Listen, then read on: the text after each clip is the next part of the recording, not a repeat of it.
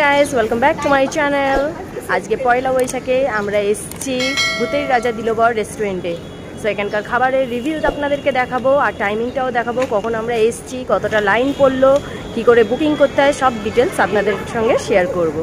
So খাবারের টেস্টও আপনাদেরকে বলবো কীরকম লাগছে। আমার সাথে এসছে ঋষিকা আর পাপা।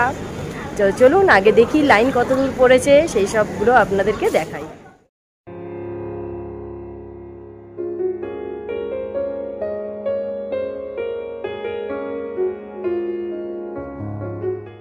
তো গাইস, এইটা হচ্ছে শুধু নাম লেখানোর জন্য লাইন, এখনো খাওয়ার মানে সিট পাওয়ার লাইন আলাদা।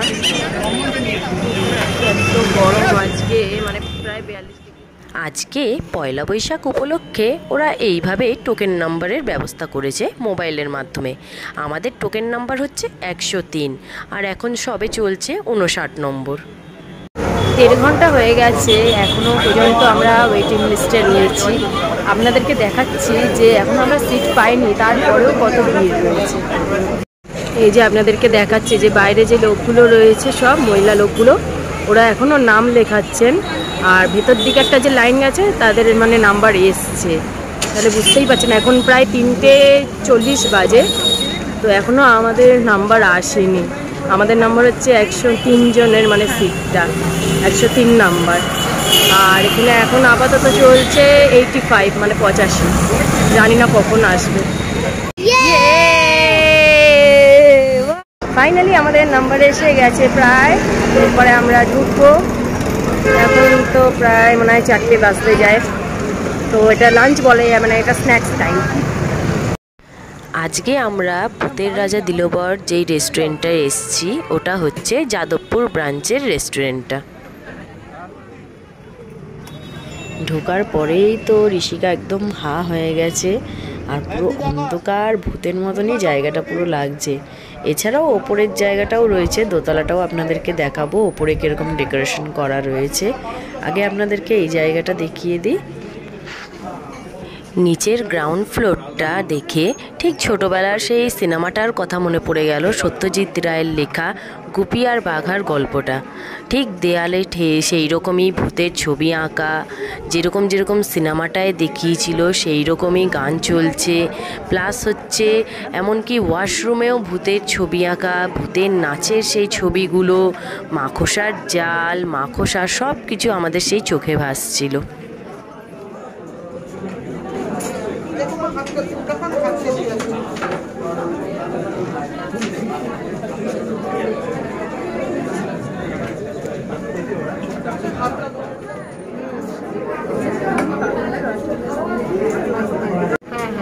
এটা হচ্ছে এনাদের ডেস্কোর, এই যে লেডি যেটা পরে আছেন লাল পাড়ের শাড়ি, আর এই যে ওয়েটারদের হচ্ছে এরকম অরেঞ্জ কালারের ড্রেস, আরও নানা রকম ড্রেস পরেছে, দেখতে পারবেন।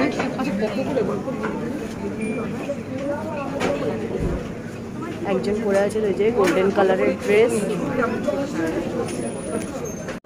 এনাকে দেখছেন, ইনি শুধু খাবারের অর্ডারটা নেয়, এনার টুপিটা দেখলে চেনা যাবে, আর বাকিদের টুপি কিন্তু আলাদা। এনারা হচ্ছে ওয়েটার, এনারা শুধু খাবার সার্ভ করে আর শুধু দেয়। আরেকজন আছে গোল্ডেন কালারের ড্রেস পরা, নিয়ে এলে দেখাবো আপনাদেরকে। এখানে এক একজনের এক এক রকম ডিপার্টমেন্টে রয়েছে, যেরকম দেখালাম ওই টুপি পরা লোকটা অন্যরকম টুপি পরে, ওনারটা হচ্ছে পুরো আলাদা, উনি শুধু অর্ডারটা নেয়। আর যারা সার্ভ করে তাদের কিন্তু টুপির কালারটা বা স্টাইলটাও আলাদা রয়েছে, তারা শুধু খাবার সার্ভ করে আর তোলে। আর এছাড়া লেডিরাও রয়েছে, ওরাও অর্ডার নেয়। তো বাকিটা আপনাদেরকে দেখাচ্ছি। এইবার আপনাদেরকে একটু ওপরে ফার্স্ট ফ্লোরের ডেকোরেশনটা দেখাই। এইটা হচ্ছে সন্ধি রাজার রাজদরবার। তো প্রথমেই তো দেখছেন রাজার ছবি আটকানো, তার সঙ্গে নিচে কলস দেওয়া। এইবার ভেতরটা আপনারা একটু দেখুন, আপনাদের খুব ভালো লাগবে। তবে আজকে পয়লা বৈশাখের জন্য খুবই ভিড় ছিল রেস্টুরেন্টে, তো আমরা ওপরের সিট একদমই পাইনি। যদি ওপরের জন্য আমরা অপেক্ষা করতাম তাহলে বোধহয় আরও 2 ঘন্টা আমাদের কেটে যেত। তার জন্য আজকে আমরা নিচটাতেই বসেছি। তবে নিচটা এমন কিছু খারাপ নয়, ওটাও খুব সুন্দর।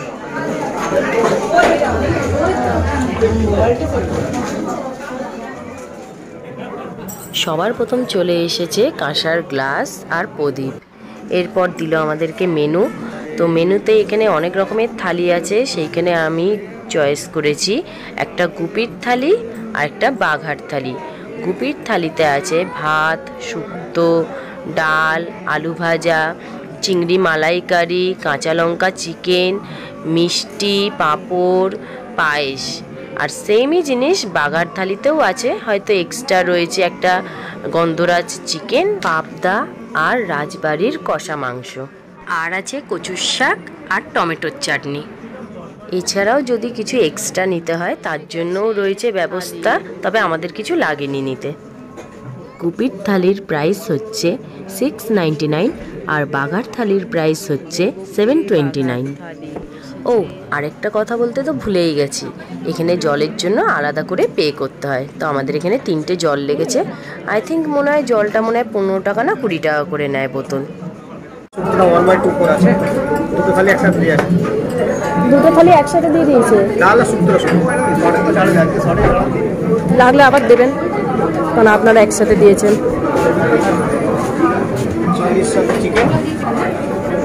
আর বাঘার থালি পাবদার সাথে মটন, ওই যে মাটন ওদিকে একসাথে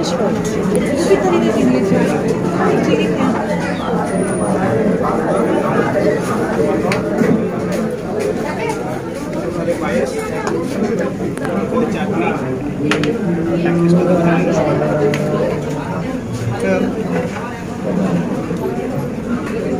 এই হচ্ছে মেনুতে যেটা ছিল।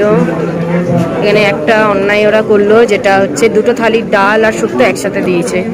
এটা কিন্তু আমরা বলিনি একসাথে দেওয়ার কথা, তো এটা আমার ভালো লাগলো না শুনে। সবার প্রথমে শুক্তোটা ট্রাই করে আপনাদেরকে জানাচ্ছি কীরকম হয়েছে খেতে। তো শুক্তো আমি খুব একটা পছন্দ করি না, তাও এখানকার শুক্তোটা খেয়ে দেখলাম খুব ভালো হয়েছে। তো এখানে ঋষিকারও খাওয়া স্টার্ট হয়ে গেছে, ডাল দিয়ে খাচ্ছে। আমার শুক্তোটা খুব ভালো লেগেছে, তার জন্য আমি আরেকবার নিলাম।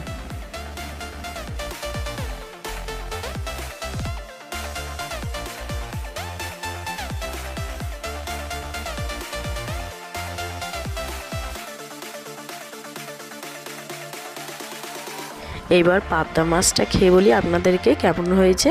আমার তো খুব ভালো লাগলো, খুব সফট হয়েছে। এইখানে ঋষিকা মাটন খাচ্ছে, তো মাটনটা খুব ভালো লেগেছে বলল।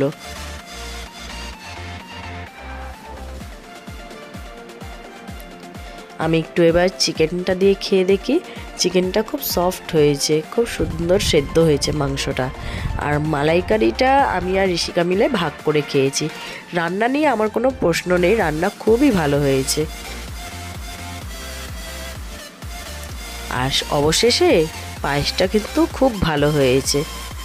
আর রসগোল্লাটা খুবই সুন্দর ছিল, খুবই নরম ছিল রসগোল্লাটা, খুব ভালো খেতে।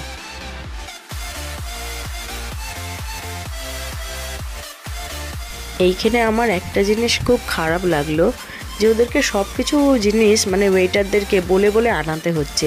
এমনকি টিস্যু শেষ হয়ে গেছে, ফিঙ্গার বোল চাই, এগুলো সব কিছু বলে বলে আনতে হচ্ছে। এগুলো ওদের অটোমেটিকলি আমাদেরকে অ্যাডভান্স দিয়ে দেওয়া উচিত ছিল যখন দেখছে আমাদের খাওয়া শেষের পথে।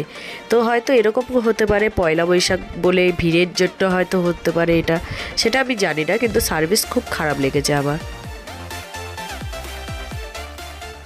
অবশেষে মুখশুদ্ধির জন্য পানটা দিয়েছে, পানটা খুবই সুন্দর খেতে, সত্যিই খুব ভালো লেগেছে। খাবার দাবার এখানকার অনেক ভালো। তো গাইস, আজকের ব্লগটি আপনাদের কেমন লাগছে কমেন্টে নিশ্চয়ই জানাবেন। ভালো লাগলে একটা লাইক করে দেবেন, শেয়ার করে দেবেন। আর এখনও পর্যন্ত যারা আমার চ্যানেলটিকে সাবস্ক্রাইব করেননি, প্লিজ আমার চ্যানেলটিকে সাবস্ক্রাইব করে দেবেন। আবার ফিরে আসবো নতুন নতুন ব্লগ নিয়ে। আজকের মতো টাটা।